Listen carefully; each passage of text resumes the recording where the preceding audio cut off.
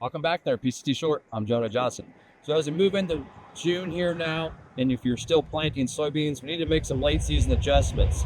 So several things. Obviously, we can't change the counter date. That's where we can maximize yield the most, is based on counter date of planting. But as we're into June, three major things come to mind. So first off would be row width.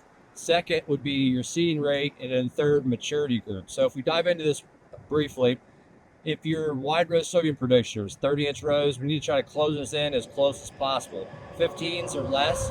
15-inch rows perform very similar to 7.5 or 10-inch row spacings, especially this time of year. It's all about trying to get row closure, get more plants out there to ultimately make more yield based on a counter.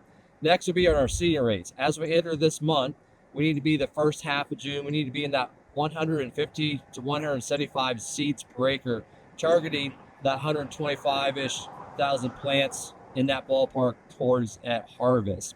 If we go into latter June, the second half of June, we need to bump those populations more up into the 200 to 250,000 just to have sheer numbers out there, because we're not going to have very tall plants, and we're going to have not the potential as we would obviously when we got planted in April or early May.